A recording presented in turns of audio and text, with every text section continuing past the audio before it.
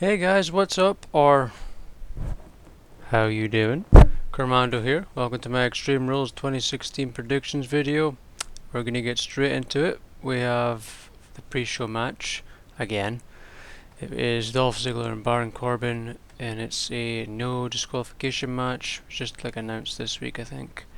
And there hasn't really been much build to the match, not really. They had a rematch. I think it was last week on Raw. That's actually last week, not this past week. Last week. In WWE's world, that would be like 2 weeks to them. But moving on, I think Baron Corbin won that one, so I think he'll likely win this one. But I also don't think there'll be anything that happens in the match that would have like result in the disqualification if it was a regular match. I don't think they'll probably use weapons or anything. Maybe, but I just have a feeling that there won't be. It won't be that good, really. I don't think. I don't think so. But yeah, like I said, not really much build to it. Ziggler had a promo thing on the backstage fallout on YouTube this week, which was pretty good. Although I don't know if I really call it a promo because he just really just talking the truth. I don't know. He does that. He does that quite a lot, where it's not really a promo because it's backstage, so it's not really considered a promo, I don't think, because it's not scripted word for word by Vince and his ferrets. But yeah, it was a good thing. You should check it out. But I think Baron Corbin will win this. My cable's being weird. Next, we have Roman Reigns versus AJ Styles in an Extreme Rules match for the World Heavyweight Championship. Reigns will likely win this one. I don't think Styles is going to win it yet. Some people think that the club, which is a lame name, I'll get to that later, is going to turn on AJ. I don't know about that. But I think it'll be a good match. It'll be a good match. I mean, Extreme Rules, means it's going to be weapons, maybe tables. Although there's been things recently about AJ Styles having back issues, or like an injury in his back or something. That's why they gave him time off. But if that's the case, why was he getting slammed through tables and chair shots to the back multiple times this week, and loads of other stuff? It doesn't really make sense. So I don't know if that's really true, or maybe WWE just doesn't care. But yeah, I think Reigns will win it. The build to it's been alright, I guess. There's been a few of their promos has been kinda but it's been okay, it's been okay. Not an amazing, but it's been alright. Reigns will win, I think. A lot of people complain how like Styles will hit Reigns with like a gazillion finishers, and then Reigns will just hit one finisher and then that's it. Yeah, I don't agree with that either. I don't agree that Reigns should just be putting them down with like one finisher if he can take like loads. I don't agree with that either. But it wasn't really the case last time, the last match. It wasn't really like that. Like Styles nailed him with a few things. Reigns also nailed Styles with a few stuff as well. But some people overreact, and some people take it a bit too far. But yeah, Reigns will win it. Next, New Day versus the Vaudevillains for the tag titles. The build to this has been alright, it's been good. New Day's been hilarious as always, like their segment on Raw this week with the Time Machine. I quite enjoyed that, it was pretty funny. Especially when Kofi went back to like his Jamaican thing, that was really funny, really enjoyed that. Yeah, I think the build's been okay, but I would like to see more stuff from the Vaudevillains where they do more of that promos they did in NXT. They only did like 2 of them, but where it was like a silent movie type of thing, and they like mocked their opponents. I think it would be cool if we seen some of that from them, but I heard Vince doesn't really like them, so I don't think that's gonna happen. I think this will probably be it for the Vaudevillains. They'll lose here. No way the Vaudevillains is winning. I think New Day's gonna hold on to the titles and break like the all-time record, just so they have a new team to to brag about that, when they always state their statistics, like how they had Nikki beat AJ, and it looks like they might have Charlotte beat Nikki in the longest reigns. I don't even know what to say about that, but The New Day, I'm happy for the New Day to win because they're so entertaining. You know, it doesn't bother me that they're still tag team champions because they're so good, they're so funny. Um, but yeah, New Day will win this. I think it'll be an alright match, but there's no stipulation.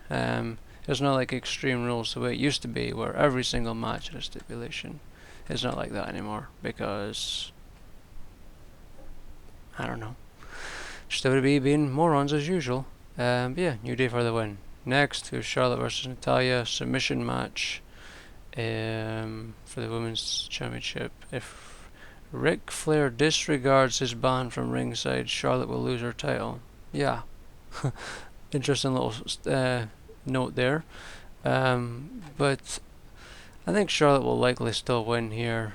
I don't see her losing yet. Apparently she's gonna face Sasha Banks at SummerSlam. Maybe Sasha Banks will win then. I don't know. But you know how I feel about Charlotte and her reign. I think she should have lost it a long time ago. The build to this has been okay, I guess, but my only problem is that Charlotte and Natalya are absolutely horrible at promos. Like this past week was just, good idea. It just wasn't delivered properly because Charlotte and Natalya are absolutely horrible at promos. Absolutely horrible. Charlotte just sort of tries too hard, and I don't know how to describe it. It just doesn't sound convincing. And Natalya just is the same. She's just such a weird, uses such a weird tone of voice, the way she talks, and I don't know, just not good. And also about Natalya, she's so weird. She said it this week on Raw, and I think it was last week when she was on commentary. She said to Shane when he grabbed like the contract from her or something, she was like, "Oh, how romantic." And then on commentary with Cole and that, she said to Cole in GBL, she says, "Oh, these two are being, I know Cole and like to be romantic, but they weren't." I don't know what the fuck she meant by that, but I was just like, what? It doesn't even make sense. It doesn't even make sense of what she was talking about. I don't get it. It's just a fucking weirdo. But yeah, the promos with them just been really bad, just because they're just not good at them. Sometimes Charlotte can be okay, and other times she just, ugh. That's all I can describe it as. But yeah, Charlotte for the win. I just seen a thing when I typed in Extreme Rules into Google to get the match list. That woke culture thing said that Dana Brooke could maybe help Charlotte since Ric Flair isn't there. Since Emma got injured, maybe it could be a chance to build Dana Brooke or something. No, I mean it would be different, I guess. Don't know if I see that happening, but I'd be for it if done right. Yeah, we'll see. Tell me if you think that's going to happen or something like that will happen. Moving on, we have Kalisto versus Rusev for the US title in a regular match on the apparent night that WWE goes extreme. But the build to this has actually been okay. There's actually has been build to this match, unlike his previous matches. It's been alright. They did like an injury angle on Raw where Rusev broke his back, which might sort of lead them to having Rusev win, and that'll be their excuse because Rusev injured him. I don't know. I think it'll be a good match. I mean, all of his previous title matches have been really good. Something that really annoys me, I just seen it on this site that I visit, and I see all the time on Twitter and stuff, that people think Kalisto sucks and that he's a horrible champion. When it has nothing to do with Kalisto. It's just the booking of him and this whole US title reign is the problem. At least they're doing more stuff now with Rusev, but the Rusev feud. But before they did nothing, and people they blame Kalisto if it's his problem, and it's not his fault. It's WWE, it's Vince and creative that's the problem. And they'll likely have Cena come back and take the title, and then Cena will get a segment every week and get promos and everything, and people will be like, "Oh, Cena's a great US champion and Kalisto sucks." It's not his fault. It's Vince and the creative. They're the bloody problem. But they won't. Vince would never admit that. Oh no, he'd blame everyone but himself. But yeah, that's something that just really pisses me off when people say that somebody sucks when it's not even their fault. It's just the way they're being booked. It really annoys me. But I could see Rusev winning here. Either or, I'd be happy with it. But honestly, I'd kind of be interested to see Kalisto versus Cena if Cena is going to come back. So I think they could have a good match together. It seems like they are building up Rusev again, so I think I'll go for Rusev. But I wouldn't be opposed to Kalisto retaining. Now moving on to my favourite match, or favourite feud that's been happening. It's The Miz versus Kevin Owens versus Cesaro versus Sami Zayn. Fatal 4-way for the Intercontinental Championship. There's nothing bad I can say about the build up to this match. It's been great. Every week, Raw, SmackDown, great. It's been really, really good. And the matches have been good. Just everything. The only thing I would say, if we could have gotten more promos, but then while these matches have been happening, we've had the guys on commentary being awesome, especially Kevin Owens and Miz. It's just been really, really good. It's just been awesome. Like on Raw, when they had this Cesaro Sami Zayn match, I was like, oh, this could be awesome if they going by their previous matches. But it didn't last long before Kevin Owens and that got in. And I thought, come on, don't just do a rematch from SmackDown with the tag match. And when Shane came out and that's what it was, I was like, ugh. But then Stephanie came out and changed it and made it Sami Zayn and Kevin Owens versus Cesaro and Miz. I was like, that's brilliant. That's really good. I was like, glad they did something different. This entire feud has just been done right. Nothing bad to say about it. It's really just great. And I'd love to see it continue. I don't know if it will, because I was reading on a wrestling site that apparently Vince is really liking Kevin Owens lately, and he wants to maybe, give him a push, maybe world champion, maybe a feud with Roman Reigns or something. So I would not be opposed to that, because Kevin Owens is awesome. If he did go into face Reigns, that would be cool. But then again, Rollins will likely be returning soon. Apparently he is returning soon, within the next month or so, because Cena's supposed to return next week, I think, and then over the next month or so, Rollins, Orton and Bray is supposed to return. So hopefully they make those surprise returns, especially Rollins. Cena's understandable. I can understand them promoting his return, since he's kind of like the most popular guy and well-known guy. He's always doing media stuff, like he's always on that Today Show thing, and he works well on those shows because he's puts on such a goofy voice and stuff when they're talking, just like they all do. That like forced, like trying so hard to be funny but not being funny voice things that they always do. But yeah, hopefully Rollins now is a surprise return. But this Fatal 4-way match, if Miz doesn't retain like in a cheap, cowardly heel type of way, then I would like to see Zayn or Cesaro win it. It would be cool to see one of those guys win it. Then maybe Kevin Owens goes on to something else, or maybe just keeps feuding with Zayn. Or, like I said, I'd like to see them continue this. We could see another match between them, because it's been great. If they can do that again, build to this one, if they could do it again, I'd like to see it. So I don't really know. I really like this, so I don't really know who to go for. I'll go with Sami Zayn, but I don't know. I'm looking forward to the match. And it's a fatal 4-way. Fatal 4-ways tend to be awesome, because less chance of rest holds and boringness. So yeah, it could be a really good match. It could steal the show. Moving on to the next one, we have Dean Ambrose versus Chris Jericho in an Asylum match.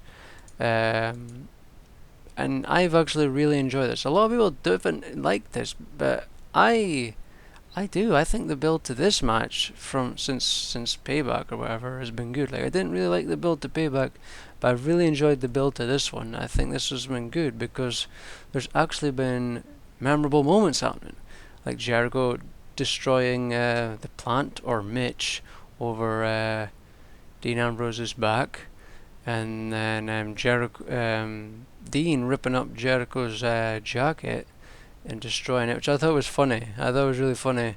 Um, like a lot of people don't like the feud and think it's stupid that they're feuding over a jacket in a plant or whatever. But it's funny, and there's been memorable moments. You know, I think that's good. You know, it's better than nothing happening. You know, I think it's been good. And then you had Jericho tie him up in the straitjacket. And then this week they introduced this asylum thing, which when I first seen it, I thought it was a cage on top of a cage, because that's what it looks like. But it's just like the top part of the cage again, which is like up. There's no which I thought was like a double cage thing, but there's just like another like top part of the cage. It's hard to explain, but then there's weapons dangling all around it. I think it'd been good if they maybe had it like a dome like roof, so it actually is an asylum. Like asylum is kind of something you're not supposed to escape from, so it kind of doesn't make sense that there's no roof. Like maybe if they had something similar to like TNA's dome thing. I can't remember what they called it, but that was it the Terror Dome. I can't remember, but that red thing. If they had some sort of circular dome or something, just something different, I think that would have been cool. And then the weapons dangling. Or just like a double cage thing, like I said, that would have been cool. But I think it looks alright. I think it could be interesting. And the only way to win is by pinfall. There's no escaping, so they gotta beat people up. There were some interesting weapons there. There was like a mop and a bucket, another plant, candlestick, the jacket, the straight jacket. And Dean said there could be some more weapons added. So I'm hoping this will be good, you know. Hoping this will be good since it's the first ever time you'd think they would try and do something good. Like that was another thing I seen in that woke culture thing is they'll try and do something crazy here. Maybe Dean Ambrose will be on the losing end of it or whatever, since he's been known to take some big crazy bumps. But I've really enjoyed the build to this one. I liked it. So I think Jericho might win it since he lost the first one. I doubt they would go with Dean winning again. But I don't know. But I'm gonna go with Jericho, and I think it'll be a good match. And the final match, they're saying here, the Bloodline, Jimmy Uso and Jey Uso versus the Club, Carl Anderson and Luke Gallows in a tornado tag team match. I don't think the Usos are called the Bloodline, they're just the Usos. I think the Bloodline is Reigns and the Usos, and then, well, the Club is Anderson and Gallows, but I think AJ is also part of it. I don't know. But the Bloodline, I like the Bloodline. I think that's a unique name. I think it's different. Like the family, that's so lame. The Bloodline, I like that. That's like I never heard Bloodline. I never heard that before until WWE started doing it here. And the Club's just, it's such a lame, unimaginative name. You know, it really is. Obviously they can't get the rights to the Bullet Club or something, but they could do like the Bulletproof Club thing, like which was on Finn's shirt or something. Just something different. The Club, it just doesn't sound. I don't know. It just doesn't sound interesting or like a threat or anything. It just sounds kind of lame, really. But the build to this has really just been in with the Reigns and Styles, and the matches haven't been that great, really. I haven't felt there's been any good matches between them yet. I feel like they talk about Gallows and Anderson, and JBL will go on and on and on and screaming down the headset like a fucking idiot as usual. How they're the greatest tag team in Japan history and the IWGP champions and all this shit. And I'm like, yeah, but not here. Not in the WWE. You have them doing nothing. You know, they're not this big dominant threat that you say they are.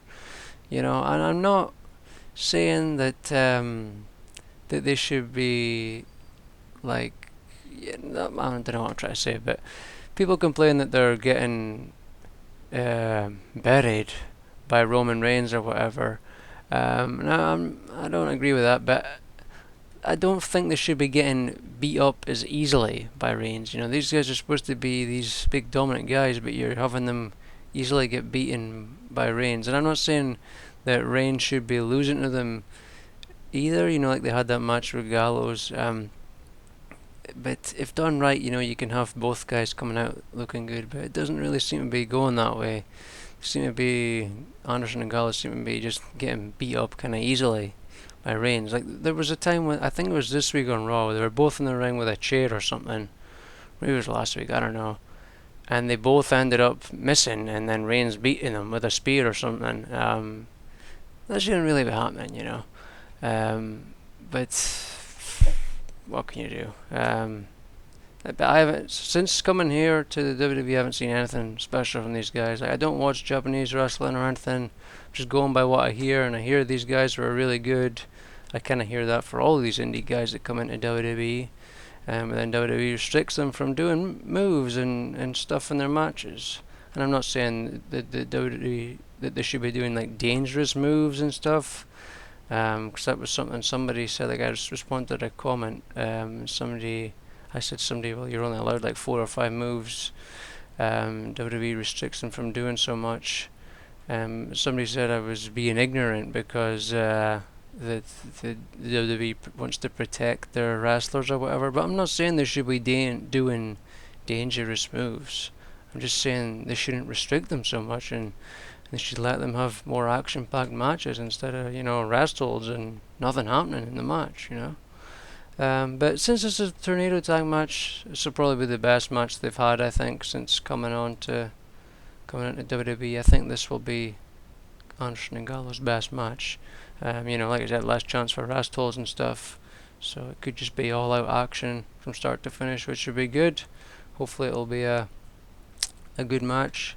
And if they're gonna add to a match to the pre-show, which they did last time, another match to the pre-show. I think it was Ziggler that got added to the pre-show, and I think it would maybe be that match, the tornado tag match. If not, then I don't know. I don't know if they'd add another one in. But I'm happy with more matches in the pre-show. It just means, you know, less yapping.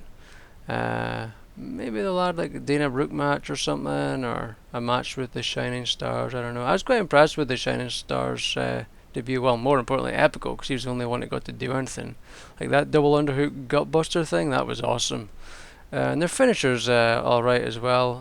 But I kind of liked their debut. I thought it was alright. Just hopefully they let them do some more stuff, and they don't just drive it into the ground and just do the same thing over and over for like 6 months like they've done with so many others when they debut, until people just don't give a shit anymore. Hopefully they don't do that, but it is Vince, so you know, it'll happen. But that's my predictions for the show. I don't think there's anything else I wanted to say. Oh well, something on this wrestling site I visit. It's dailywrestlingnews.com, saying that apparently Vince is getting tired of the Roman Reigns push. They're not really happy, and they're also not happy with how Anderson and Gallows were both being pinned. You know, some interesting stuff there. It's a good site. It seems to be promoting some like stories that seem to be legit. You know, it seems to be like a lot of people say these stuff that you see online isn't true and what have you, but they've said some stuff that has later on been, you know, true. Like they had the thing about the steel cage match for NXT, that was like more than 2 weeks ago, and they were right. And they've had other stuff that's came out right, so this stuff's likely true. There's some good stuff, you know, you should check it out, like the Kevin Owens thing. Some people are concerned about AJ Styles and his injury. Apparently they're liking the big Cass push or something, like Vince really likes him or some shit. You know, go check it out. I don't want to yap about that stuff. You can go and check it out yourselves. But that's it for my predictions. Nothing really else to say. That's it. I think it'll be an alright show, or I hope so anyway. That's it. Thanks for watching. Subscribe with that like button. I'll see you on the next one. Bye bye.